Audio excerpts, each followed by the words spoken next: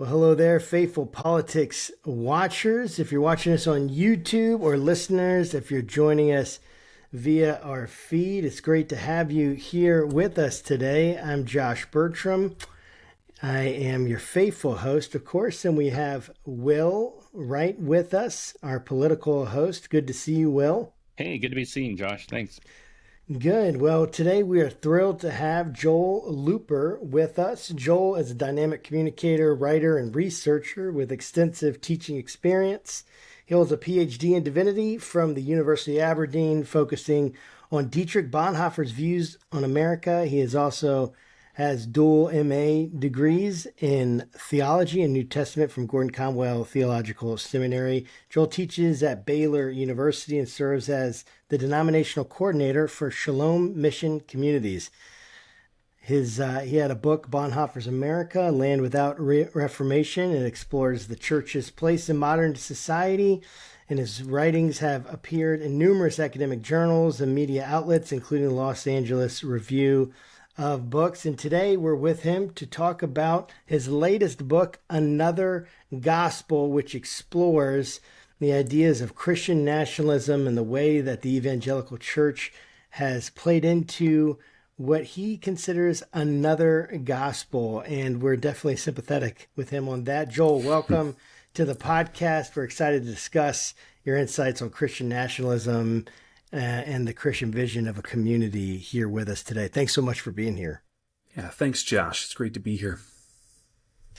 Yeah, well, just to start, I always read these biographies, I'm going and I'm putting them together. And I got to tell you, man, thank God for ChatGPT. We used to have to go and try to pull it all together, but now we can take it and we can copy and paste or say, hey, here's his curriculum, his CV, his curriculum vitae, or however you say that.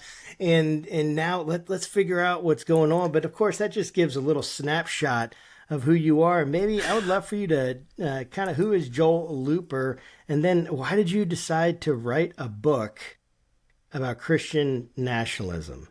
Well, I was going to say that little clip that you said that you used at the beginning in introducing me was familiar. I was thinking, where have I heard this before? This sounds really impressive.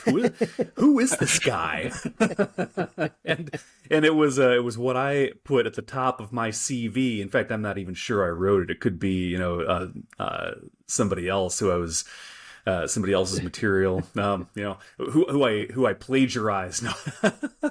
Somebody that resume editor or something. I hear you on that. Yeah. So, who is Joel Looper? Well, I grew up in southern Michigan. My father's a pastor, and now at a different church, and this was an evangelical church, and broadly evangelical church. And I think of the guy, the deacon in the church growing up, who would every year buy my dad a subscription to Mother Jones. So you could do that as an evangelical back then, at least in Michigan. That was not abnormal.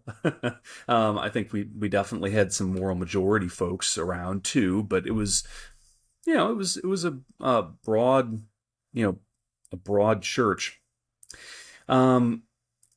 I went back there in 2015, I think, with my then fiance, now wife. And we were in a conversation with one of the elders of the church. And he said, I asked him about Trump, of course, because everybody was talking about Trump at this point. Of course. And he said, after looking over his shoulder, by the way, he said, well, I think he's Hitler, but you can't say that around here. And so I was beginning to see that there was a divide in this church, and this church was very similar to many other churches around the country. There's a divide right down the middle. Many people who were very concerned about Trump are very politically conservative. And you all have been watching this unfold, right? Mhm. As in the last 8 years, and you've been even as people who do this all the time, you've been astonished. I have to imagine, and I have Mhm. too. I continue to be astonished, and so I think it was at the peak of my astonishment, just after January 6th, 2021, that I decided, you know what, I think I'm going to have to, write something on this. I don't quite know what it's going to be yet. My Bonhoeffer book was just coming out then, which was my dissertation, and I was still using whatever free time I had uh, to fix that up. Finish the edits.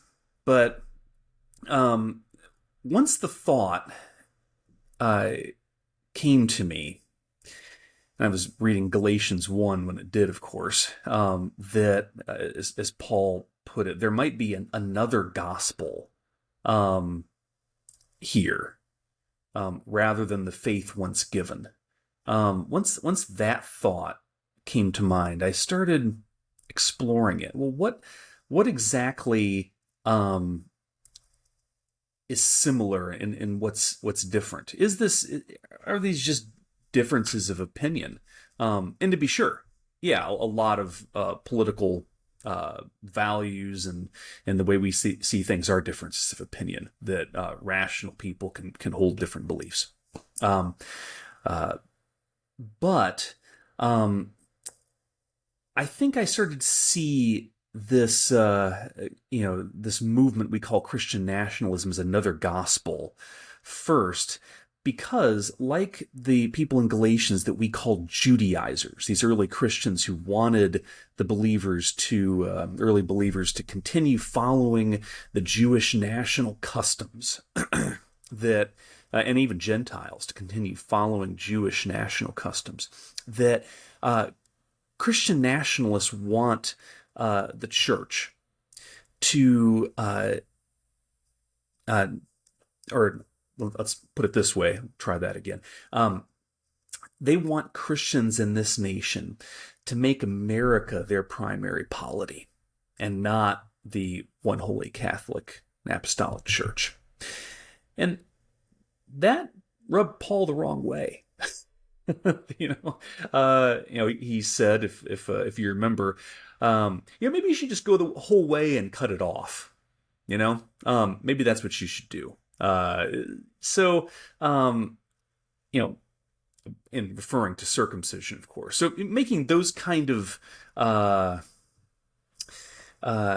saying those kind of things indicates that he's rather upset and thinks this is rather important. And so I think it's rather important that that so many Christians are living the gospel of America. And there are a number of ways you can do that, I think, of a certain vision of America, rather than thinking, first of all, about the church's gospel and what we've been entrusted. So that's why I wrote the book.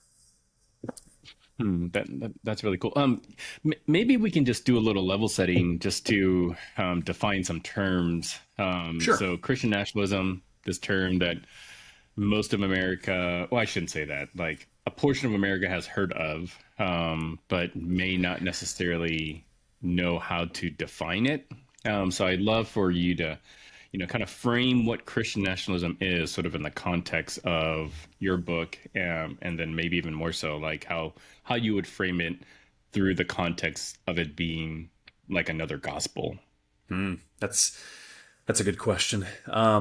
So the sociologists Sam Perry and Andrew Whitehead define it like this, and I'll use their definition to get a little bit closer to where I'm at. And by the way, any listeners out there, I'd recommend Perry and Whitehead's book, Taking America Back for God.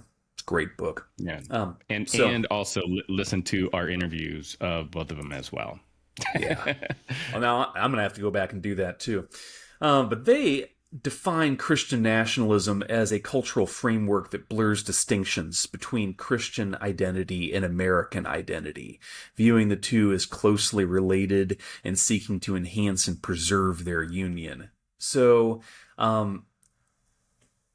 that, I think, is relatively rare in the United States.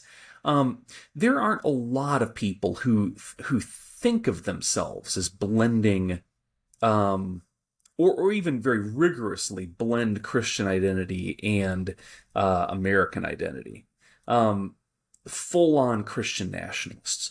Folks like Stephen Wolfe, Dusty Deavers in Oklahoma, they exist, to be sure. There are a good number of people in certain corners of the Reformed Christianity or Pentecostalism, like Trump's former advisor, Paula White. His prophet, like the kings of old. There you go. Yeah. So these people certainly exist. Prophetess, sorry. But I don't think they're numerous. I don't think that percentage, as a percentage of the population, we're talking about a lot of people. Now, a counter with that. A Pew study in 2022 found that 45% of Americans believe that the U.S. should be a Christian nation. Should be a Christian nation. The thing is, there's a whole lot of disagreement about what's meant by that. Does that just mean that we should be a little bit nicer? Does that mean that we should, if someone is, Muslim or an atheist or what have you, that they shouldn't have the same rights or the same ability to shape public policy or what? I don't think there are very many people in that 45% that would go that far. What they mean is, we just want to win a little bit more. We just want our side to win a little bit more. We think that would be better. So, and we call that Christian. So,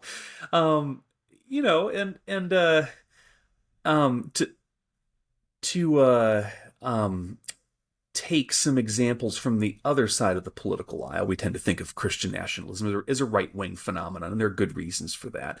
But think about MLK, for example. What was he doing other than trying to bring certain theological convictions into the public sphere about how the nation and culture should be? And I think everybody here would say, yeah, rightly so. Is that Christian nationalism or progressives today, or progressives at the beginning of the 20th century? Let's go back there. The Christian century, as it was called then, where we get the name of the Progressive magazine. So those people were trying to bring Christian principles to industry. Now, an example from today, William Barber and the Poor People's Campaign. Has he succumbed to Christian nationalism? I don't think so. So it's not just wanting the nation to be a little more Christian. It's got to be something a bit different than that. And I think that this blurring of identities that Perry and Whitehead, if we look a little bit closer at what that might mean theologically, I think that'll be helpful. So yeah, that makes a lot of sense. It's interesting because we actually interviewed Bo Underwood and Brian Kaler, and they recently wrote a book called Baptizing America, which is a great book, but it's all about how the left, the Christian nationalism that was very prominent in progressive Christianity, and the left, even going back to Norman Vincent Peale or whatever, who was Trump's actual pastor. I think he married them or did something like that. If you can think of Trump as a, whatever. I'm not here to judge Trump's eternal soul. But because thank God that's not my job. That's Will's job. That's Will's job. So, and he does it so well with such flair. But this is so fascinating, and I would love to go back a little bit, because you touched on something in the beginning of your book, and also in the beginning of this conversation about, and it kind of, I think it's the metaphor, the driving scriptural analogy that is the engine behind this sense of another gospel. And that's that famous passage where the apostle accuses them of having, right, another gospel. And he talks about these certain Jewish rights. But one of the points that you talk about is that not Christian nationalism, because that's anachronistic, right? But that sense of that nationalistic fervor that was there within the Jewish nation, and how when Paul said something like, I wish you would go ahead and just emasculate, yourself completely, or they would emasculate themselves completely, instead of just practicing the circumcision, he's actually coming after some national symbols, because I think it's important. I would love for you to talk about that and that biblical controversy, and kind of help us see those same themes, those same trends in today's understanding of that as being American vis-a-vis being Jewish at that time, because I think that would be helpful for us to understand, like, hey, here's this scriptural passage that's very clearly talking about these things, and help us understand how the analogy fits here and today, between now and Paul's addressing this, this community of believers in first century, Turkey, Asia Minor at the time, right? Help us understand that, and how we can see it, those same trends, those same principles at work today. I'm glad you asked that. I think that's really one of the key questions that we need to be asking in the church right now. So just imagine yourself in first century Israel. What's the political landscape look like? You're occupied. You are second-class citizens, both for ethnic reasons and for religious reasons. And the folks that are many Jews' heroes are the Sicarii, the Zealots, folks who are revolutionaries, right? They're going to push the envelope versus Rome. They're going to try to take what is rightfully their nation's, their people's, right? The people in charge of the temple, the main religious institution, were in bed with the Romans, and they were, I've heard it said that these folks are called the Sadducees. I've heard it said that these folks are more liberal than whether that's a valid way to put it or not. I'll leave up to you, Joel, all. But the Pharisees were just trying to own the libs. That's essentially what I hear you saying. Yeah, there's a sense in which these Pharisees are really they're Bible people. They're Bible people. They want to do God's will, right? And they also really want their religious space and their national space to be theirs, and there for their children. That's humanly understandable. We all know that. We get that it's understandable that people want to be comfortable in their space, whatever that looks like. But we have to consider how first Jesus and then Paul reacted to those desires. Jesus was constantly arguing with the Pharisees, the people that he was probably closest to theologically. He was always arguing with them. He wasn't bothering to denounce the Romans. That may have been in the background in some cases, but that wasn't his main interest. And when he did talk to the Sadducees, he certainly disagreed with them, but he didn't go out of his way to go owning them on national television, so to speak, or go on every podcast and blast them. So I think that there are significant things we can learn just from considering the fact that our Lord, Jesus, ended his political career in death, in utter failure, according to the eyes of the world. That's worth considering. Paul celebrates this. He says in Philippians 2, okay, so he was obedient even to the point of death, even death on a cross, and so, therefore, God raised him up.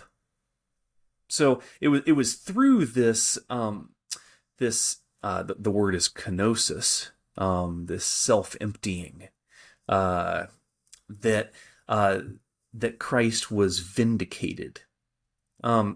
So let's take that to the controversy between Jew and Gentile that Paul was dealing with in Galatians. These first Christians, remember, they're all Jews, right? Now, every single one of them are Jewish, and so many of them are saying, "Well, God gave us the law. This is the foundation of our nation.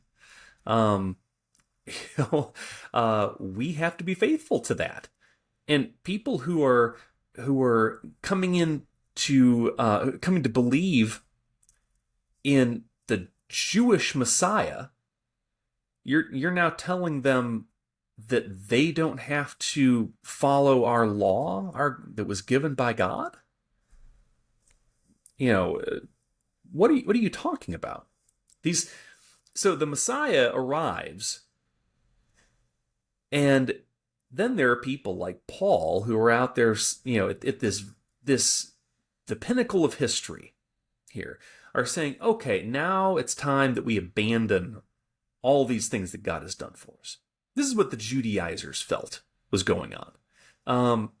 So the stakes were even higher for them than they would be for us. And people certainly today feel like the stakes are high in American politics, right? And in the American definitely. Church. And so Paul had no patience with this whatsoever, though. The gospel that Paul announced was a gospel for all, because there's only one God, right? One Lord, one faith, one baptism, and so one church. There isn't a church that's the church for real Americans, and then the church for whoever else it might be. And so That's not what Trump told me. Yeah, right. That isn't what Trump told us. So if there's only one church, and that is to be our polity, our people, then, just to take an example, it becomes impossible to say, okay, we're going to keep other Christians out of the United States when they're in dire need. When a Salvadoran Christian is being persecuted by a gang or his government or her government, and we're gonna say, okay, shut the build the wall, get them out. We have every right, because it's more important what we that we take care of Americans than that we and ourselves than that we are open to these other believers.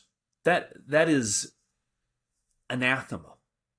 That shows, if one is saying that shows you've swallowed another gospel. So, I mean, that's fascinating to me. And one of the things that I loved about your book that was so enlightening to me was, again, even going in beyond Scripture into some of the examples from church history, even the early church, like where we kind of idealize and idolize the early church, right, as this perfect time, and yet it wasn't. But we do get some trends.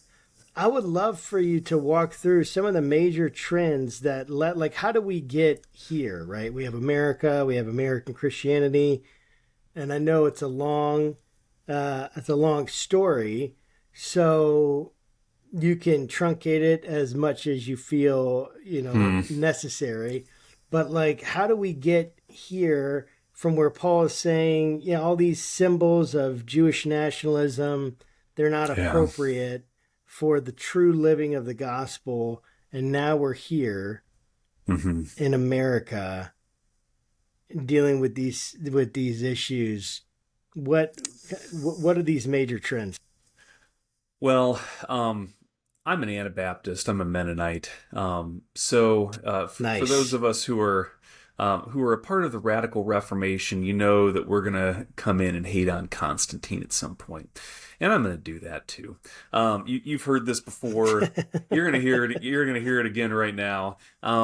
So when Christians were in the minority, in the Roman Empire, they certainly weren't always faithful. Paul, 1 Corinthians 5, this guy's sleeping with his mother-in-law. What's going on here? Or with his mother, or his father's wife, or whatever it is. Clearly, there was sin in the church. Clearly, there were issues before Constantine. But we didn't have the temptation, and I use that word consciously. We didn't have the temptation of trying to make the world turn out right. Because we couldn't. We couldn't make the world turn out right. It wasn't in our power. Now, and since 312, and especially since perhaps around the early 390s, when Emperor Theodosius banned other religions, other non-Christian religions. It has been very easy for us to think, okay, at least religiously speaking, as far as faithfulness of people, and whatnot, we have to make the world turn out right. That's an illusion. We can't make the world turn out right. We can't make Trump lose the election, or make the woke mob leave whoever alone, and we can't do these things. But nonetheless, through most of Christian history, we tried. We tried very hard in many different ways.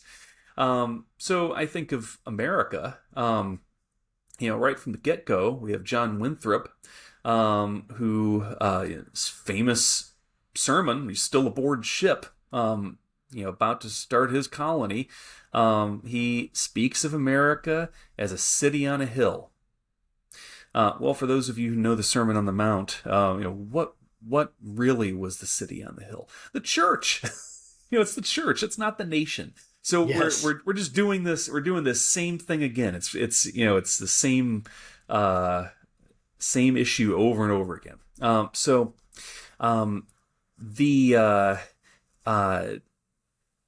The American nation was substituted for the church or for Israel over and over again in the American social imaginary as the ages went on.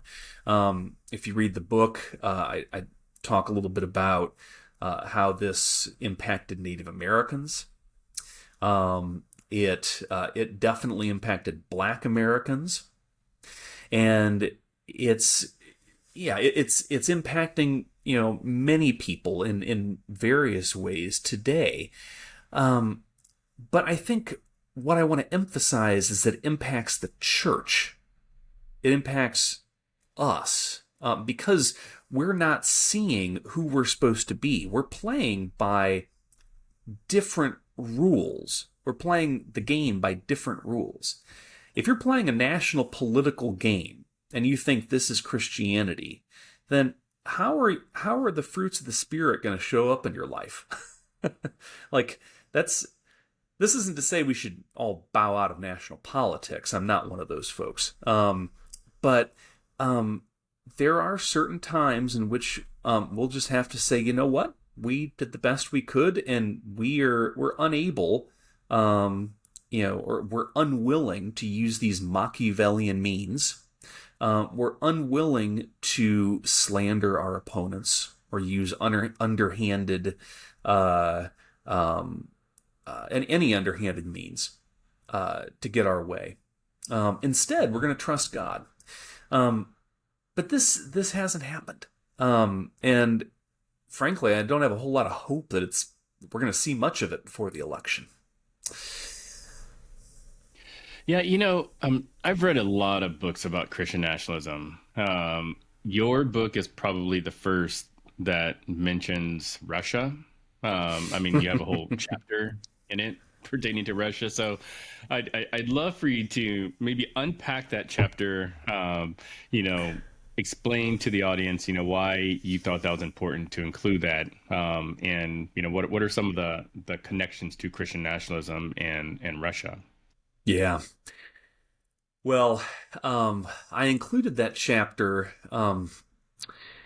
first of all, because I'd already written an essay on it, and it was convenient. Convenience, covers over a multitude of no doubt. Right. So, repurposed material. But really, I used it because I felt like we needed a counterexample. Just focusing on America and, in this perpetual rhetorical boxing match that that we're all in,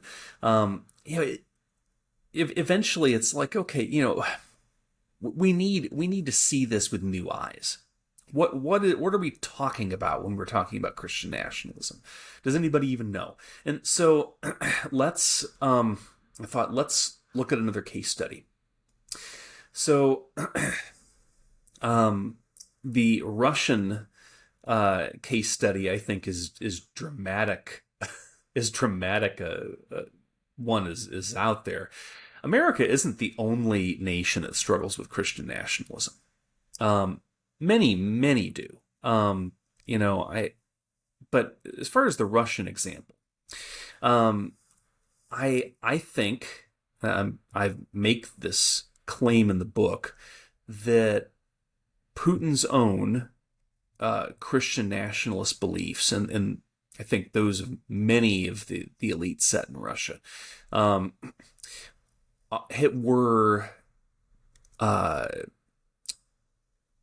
were motivating factors, were primary motivating factors, even in this war in Ukraine beginning.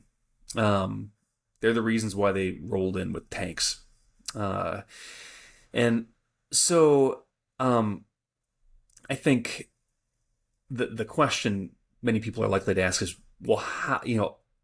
Why do you think that? It goes back to the way that Russians see their nation.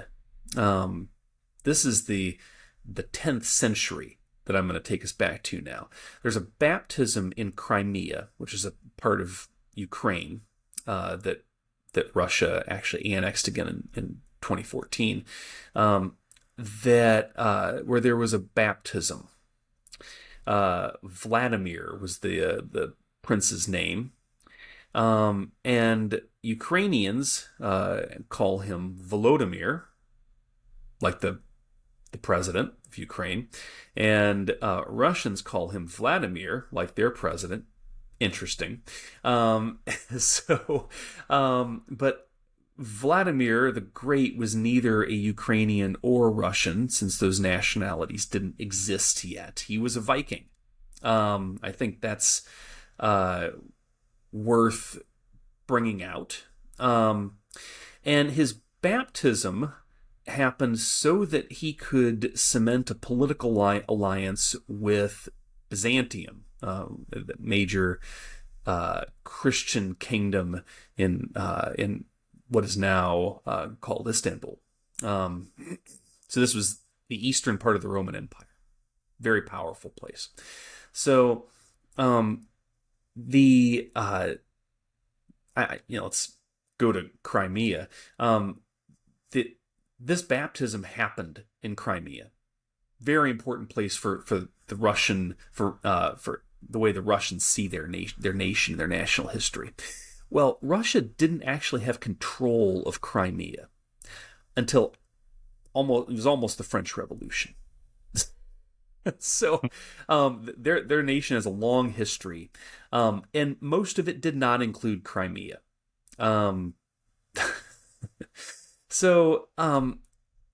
This idea that Russia is a Christian nation that goes back to this baptism, and that God ordained, and gave this area to Russia.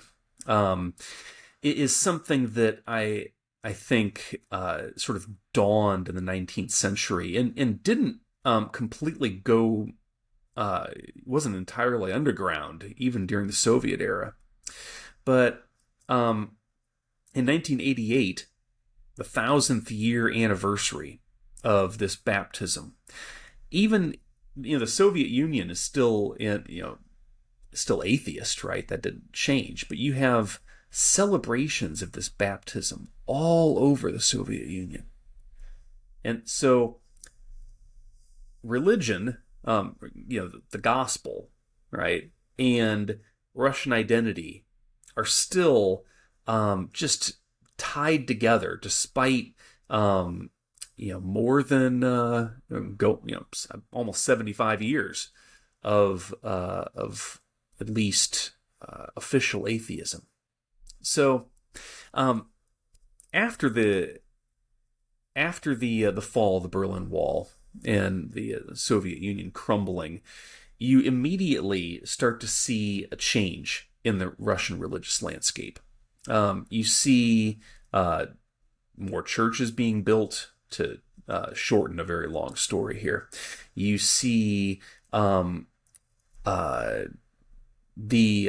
Orthodox Church gaining a very prominent position in the armed forces, and especially among nuclear analysts and scientists.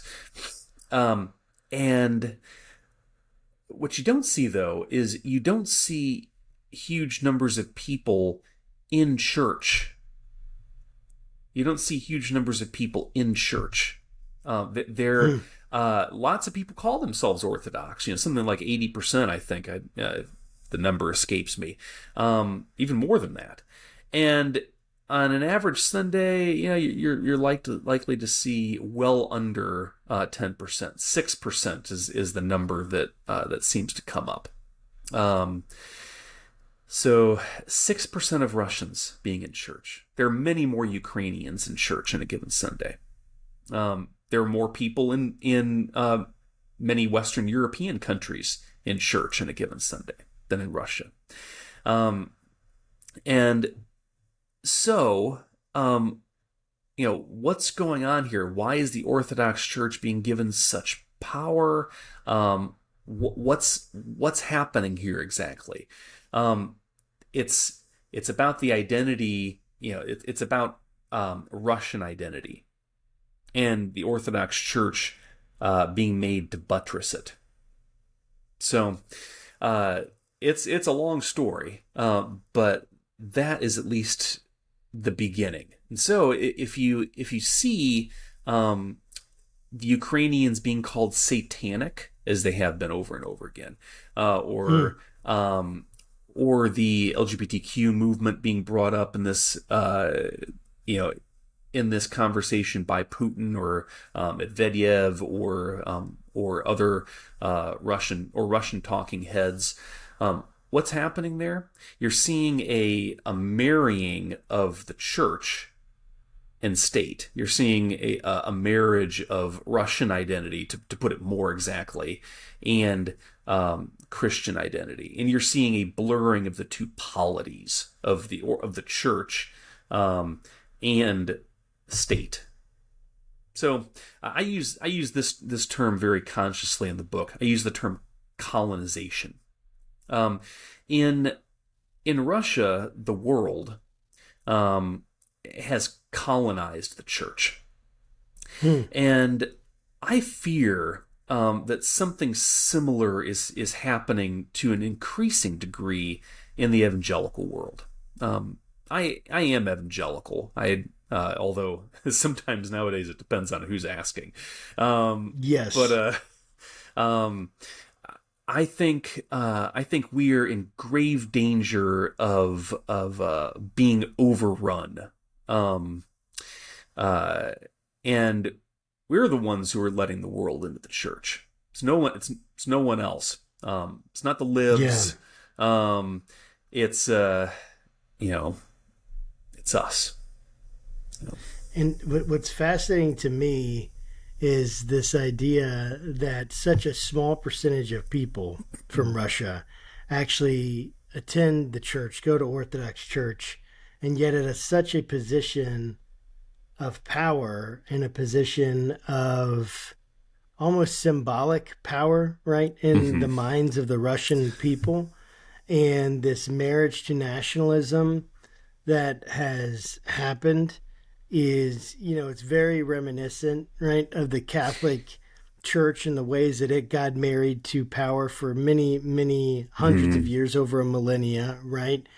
And the fact that today we have thought that America was immune to this because of, our First Amendment, or the idea of separation of church and state that came out of Jefferson's letter, and that the Supreme Court, cited. The way that we feel like anyone can come and have any religion they want and still emphasize American over religion. And yet it seems like we're moving back into the same kinds of territory as people always have, which makes me wonder about the power of religion, like what that says about the human psyche, what that says about, human nature in general.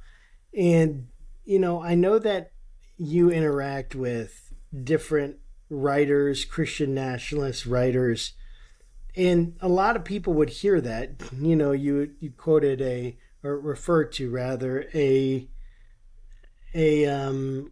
Pew Research where 45% of people said America should be a Christian nation, but then coming to terms of a definition of what that actually means is super important. And I think that this is this comes down to the crux of the issue for so many people, because if you ask people, well, it seems like a large portion of people, well, should America have policies that reflect a Christian ethic? They would probably say yes, or they wouldn't see anything wrong with that, right? So what are the alternatives? Do we want a Muslim ethic? Do we want a Hindu ethic? Do we want a Buddhist ethic? Do we want an atheist ethic? Because in the minds of a lot of people, and even in my mind, in a lot of ways, it's like, well, how do we actually, it feels like one side's going to win, right? So the question is, which side wins, right? And you kind of referred to that. we just want to win a little bit more. Which side actually wins? Because which ethic is actually at the end of the day pushing the policies that we all have to live with? And it can be very confusing, because on the one hand, you don't want to say, well, I'm just going to give up, I'm going to wash my hands of this. The early Christians, they didn't have any power like we do in terms of voting or anything like that, right? They didn't have that kind of society. So it's like, how do we work through this? Like, I guess I agree. So here's the question. I agree with the distortion that you're bringing out, that taking this nation and equating it to Christianity is a distortion of the gospel. I'm very sympathetic to that. And yet at the same time, I'm wondering, how do we navigate this where we have the right to vote, where we have the right to have a political voice, where we don't want to just wash our hands clean of this and then, quote unquote, allow, whoever it is with the loudest voice to take over, the most aggressive to take over. Like, if we can do something about that and say, not have, the radical left win because they are the most aggressive or the loudest voice.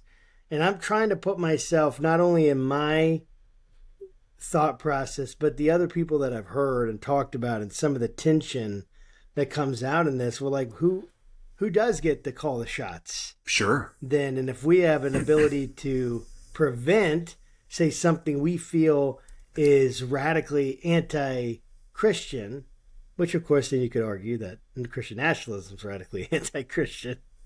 But I don't know. I think how do we distinguish those things? How do we move forward with civic involvement yet preserving our sense of the gospel? Well, that's the question, isn't it? That you've just articulated it seems like there. It in some ways, right?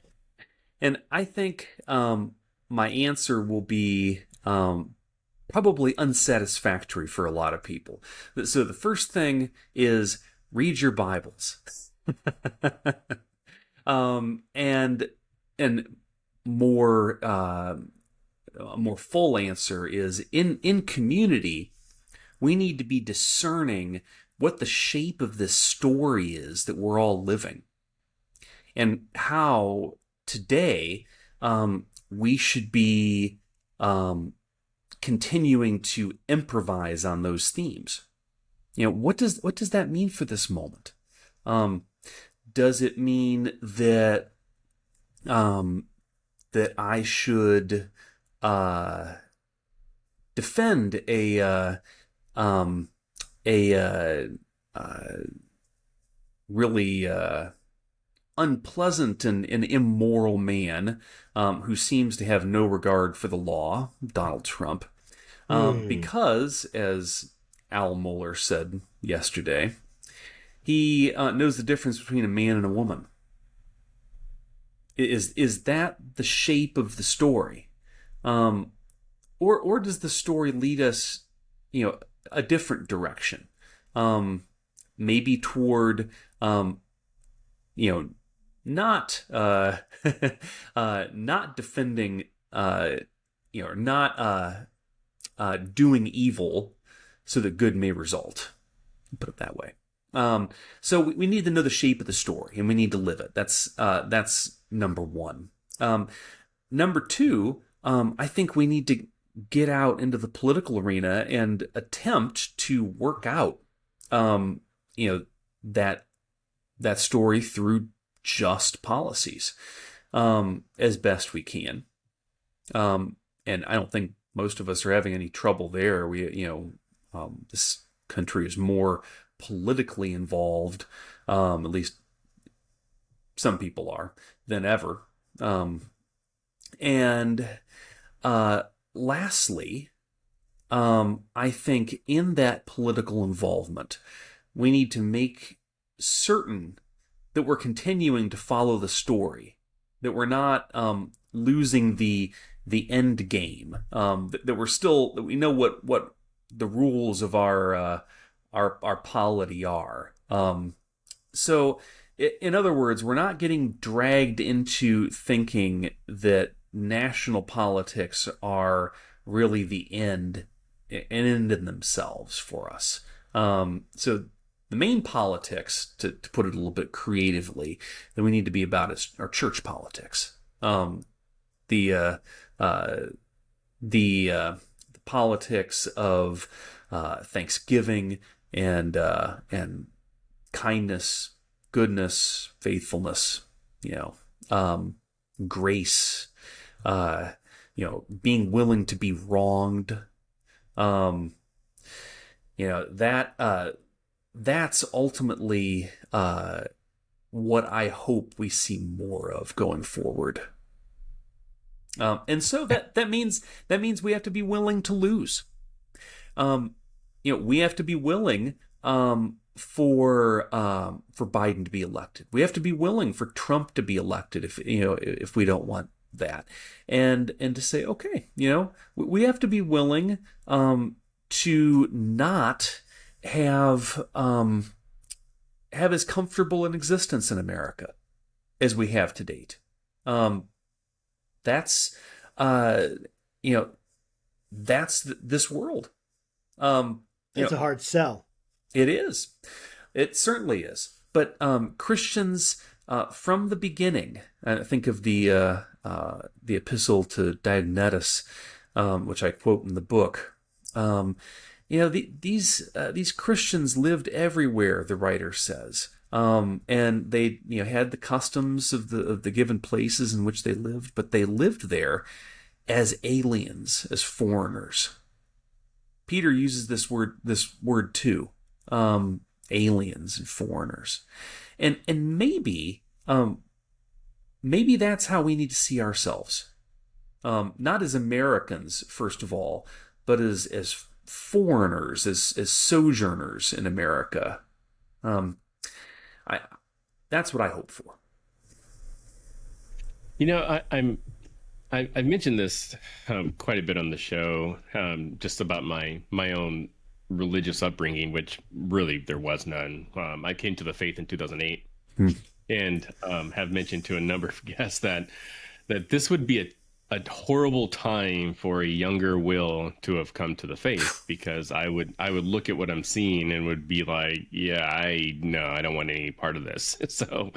So as a self-professed evangelical, I'm wondering if there's a message you could give that really gets at the heart of the craziness we see with Christians. If I'm going to put on my atheist hat for a moment, because that's how I live most of my life, but if God is as good as the Bible says he is, why would he allow for all these Christians to behave the way that they are behaving? Yeah. Well, I think the first thing that I'll say is that this is scandalous. It is scandalous. We're seeing, pastors, in many cases, people that many of us have looked up to in the past, being swallowed whole by the need to make everything turn out right. To put it differently, by faithlessness. And I don't know of a way to sugarcoat that. I think that we're I've a number of my friends have left the faith in recent years too, and there's not much with regard to the church that I can say to them. They've seen this faithlessness, in too many people that they've looked up to. So I don't know that there's a positive word about the church or about the nation that I have. The only one is that we have a God that raises the dead. So that's. I mean, no, I really love that, Joel, because I felt like I've been in the same place at several points. I probably struggled, if I'm being totally honest and transparent, I've struggled more with my faith in the last 6 years than I have ever in my life. And normally, you struggle with your faith when you're a teenager, and you wonder, and I did have some of that, but I, as an adult with an adult faith and an adult experience of God, I've often found myself in the last 6 years wondering why, asking that question way more, realizing how unsatisfactory many times the answer is, because there just isn't a satisfactory answer for the question why many times in terms of an existential why. I mean, I know you can look at cause and effect and things like that, but I found myself very much in the same place, and I'm very disturbed by a lot of the ways that people have left the faith, gone a different direction that I've known, and at the same time, yet I find myself with more understanding and compassion for that. But to your point, every time I felt that way, when I've gone back to Jesus, when I've gone back to the Gospels and I've gone back to Jesus, looking at the words of Jesus, reading Jesus, about the stories of Jesus, if it weren't for Jesus, I wouldn't be a Christian. I know that sounds like basically self-evident, but I don't know if it is as self-evident anymore. If it weren't for Jesus, I wouldn't be a Christian. If it weren't for his example, if it weren't for the things that he taught, the way that he lived his life, the access that we have to the Gospels to him, the access that I think that anyone could have through the Holy Spirit to go to the actual Jesus, these are the things that are like so important. And I just wanted to make that comment to go back to Jesus, how important that is. Because, of course we're going to deal with his followers, but we have to, and that's going to be really important, but always have to go back to Jesus. I'll give you a minute to comment on that, and then I'm going to close this out with a practical question at the end. Great. Well, I think you said it about as well as it can be said. The only thing I know how to do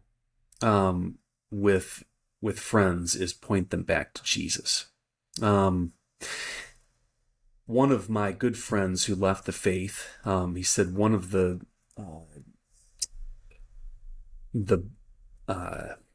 dominoes that tipped over for him, and there are a number, I think, without getting into his story, was that I sent him a book on the history of American evangelicalism. And he read it, and it disturbed him so deeply that he thought, this movement that I've been a part of, these people, these churches, maybe aren't what I had, then they definitely aren't what I had thought. I didn't just have a bad experience. It's just bad out there. And so, I think the only way that one can approach that is to look at Jesus and to ask, well, how might Jesus be working through these people even despite themselves?